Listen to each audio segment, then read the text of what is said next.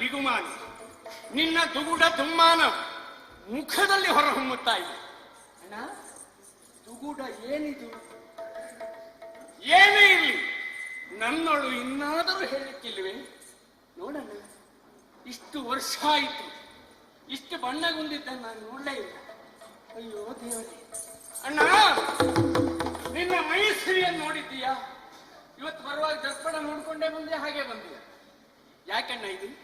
ರನ್ನ ಮಾಣಿಕದಂತೆ ಹೊಳೆಯುವ ಓ ಕಣ್ಣಿಗನೇ, ನಿನ್ನ ಅಂಗ ಈ ಪರಿ ಬಣ್ಣಗೊಂಡು ಹೋಗಿದೆ.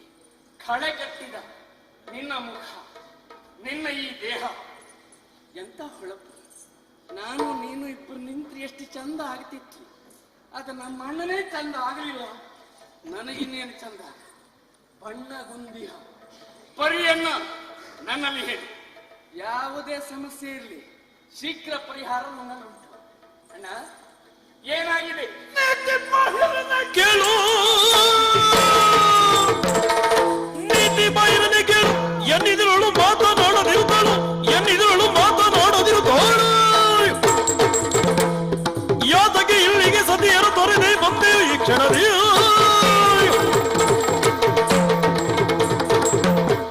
ಏನ್ ಹೇಳ್ತಾ ಇದ್ದೀಯ ನೀನು? ಒಳ್ಳೆ ಪ್ರಲಾಪಿಸುತ್ತಾ ಇದ್ದೀಯ. ಹೌದು. ಬಿಗುಮಾನ, ದುಗುಡ, ಭಾವನೆ, ದುಗುಡ ಅದೆಲ್ಲ ಮುಖದಲ್ಲಿ ಕಾಣ್ತದೆ ಅಂದ್ಯ? ಹೌದು. ಅದಷ್ಟು ಮುಖದಲ್ಲ ಬದಲಾವಣೆ ಕಾಣದೆ ಇದ್ರೆ ಜೀವಂತ ಹೆಣ ಅಲ್ವೇ ನಾವು? ಅದು ಒಂದು ಹೌದು. ಆದ್ರೆ ಎಷ್ಟೊತ್ತಿಗೆ ಹೇಗಿರ್ಬೇಕು? ಮನುಷ್ಯನಿಗೆ ಏರಿದ್ದು ಇಳಿದದ್ದು ಎಲ್ಲ ಮತ್ತೊಬ್ಬರಿಗೆ ಕಾಣಬೇಕು. ಅಲ್ಲ, ಅದು ಕಾಣುತ್ತದೆ. ಕಾಣುತ್ತದೆ ಅಂತ ಆದ್ರೆ ಅವನು ಸರಿ ಇದ್ದಾನೆ ಅಂತ ಅರ್ಥ. ಅಲ್ಲ, ನಿನ್ನ ವಿಷಯದಲ್ಲಿ ಏರಿತ್ತು ಇಳಿತ್ತು ಗೊತ್ತಾಗ್ತದೆ. ನಿನಗೆ ಗೊತ್ತಾಗುದು ಅಷ್ಟೇ. ಅಲ್ಲ, ಅದಲ್ಲ. ನಿನಗೆ ಗೊತ್ತಾಗುದು ಅಷ್ಟೇ. ಅದಲ್ಲ ಅಣ್ಣ, ನನಗೆ ಹಾಗಲ್ಲ ಗೊತ್ತಾಗುದು. ಏನು ಮೈ ಬಣ್ಣ ಕಂದಿದ್ಯಾ? ನಾನು ನೀನು ಒಟ್ಟಿಗೆ ನಿಂತ್ರೆ ಚಂದವಾ?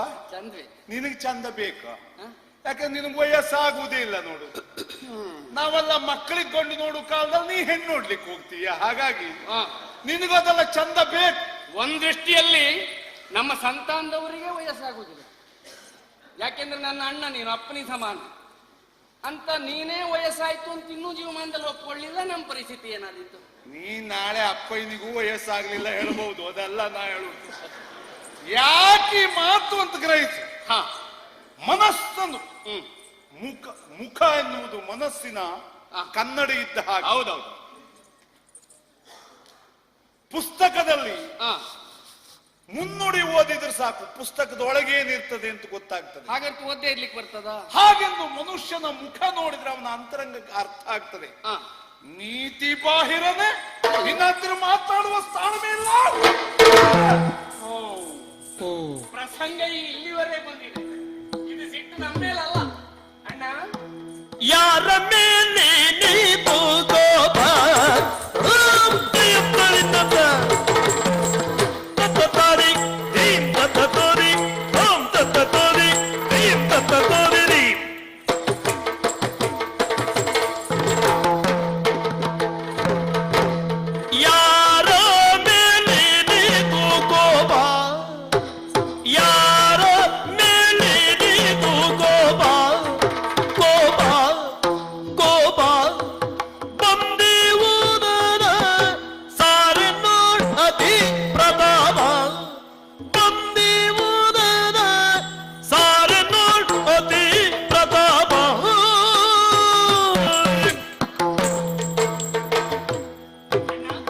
ಶೋರನೇನಯೇ ನಿನ್ನ ನೇಮವ ಮೀರಿ ನಡೆವರ ಕಾಣೆ ಬುಳಿಯಲಿ. ಶೋರನೇನಯೇ ನಿನ್ನ ನೇಮವ ಮೀರಿ ನಡೆವರ ಕಾಣೆ ಬುಳಿಯಲಿ. ಬಾರಿ ಬಳಲಿಸಬೇಡದನುವನು ಸೈರಣೆಯ ಮೈ ಸಿರಿಯಾದೆಂಬರು. ಬಾರಿ ಬಳಲಿಸಬೇಡ, ಬಾರಿ ಬಳಲಿಸಬೇಡ, ಬಾರಿ ಬಳಲಿಸಬೇಡ ತನುವನು ಸೈರಣೆಯ ಮೈ ಸಿರಿಯ ಎಂಬರು. ಯಾರ ಮೇಲೆ ನೀನು ಕೋಪ?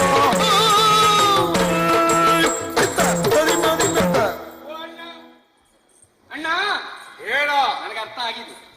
ಈ ಸಿಟ್ಟು ನನ್ನ ನನ್ನ ಮೇಲಲ್ಲ, ಯಾರ ಮೇಲಿನಿತ್ತು ಕೋಪ? ಬಹುಶಃ ಯಾರದ ಮೇಲೋ ಸಿಟ್ಟು ಬಂದೋಗಿದೆ ನಿನಗೆ. ನನ್ನನ್ನು ಕಂಡ ತಕ್ಷಣ ಉರಿಕಾರಿ. ಹಾ. ಹೇಳು, ಯಾರ ಮೇಲೆ ಸಿಟ್ಟು?